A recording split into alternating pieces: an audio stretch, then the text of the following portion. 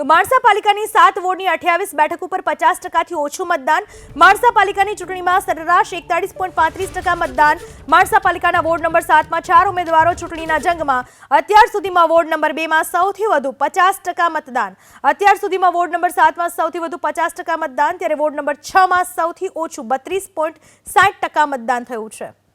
માણસા નગરપાલિકા ચૂંટણીના જે વોર્ડ નંબર 7માં અત્યારે અમે લોકો આવ્યા છે કે જે કુમાર શાળા છે, ત્યારે બપોરના 3 વાગ્યા બાદ મતદારોની જે સંખ્યામાં ઘટાડો થયો છે।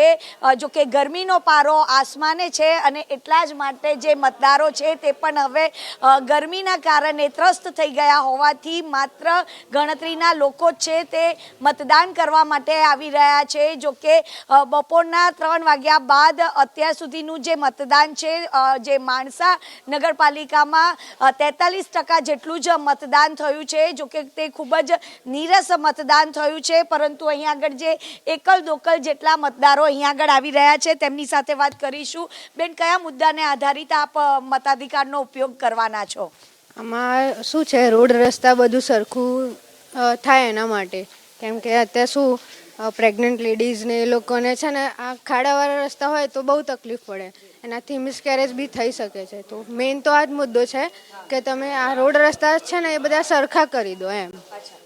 ભાઈ, તમે કયા મુદ્દાને આધારિત મતદાન કરવાના છો? બપોરનો સમય છે, ગરમી પણ ખૂબ જ છે અને સંખ્યામાં પણ ઘટાડો છે। વિકાસ દેશનો।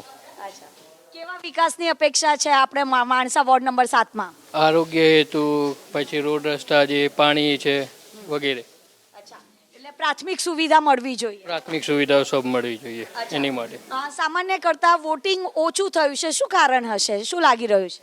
એટલે હજી તો ટાઈમ છે, હજી આવતા રહેશે બધા। 5 વાગ્યા સુધીનો ટાઈમ છે ને, એટલે આવતા રહેશે બધા હજી। એટલે ગરમીનો માહોલ છે એના કારણે અત્યારે બપોરના સમયે જે મતદારો છે તે પોતાના ઘરથી બહાર નથી નીકળી રહ્યા। જો કે વોર્ડ નંબર 7ની વાત કરવામાં આવે તો અત્યાર સુધીમાં અહીંયા આગળ 50% જેટલું મતદાન થયું છે।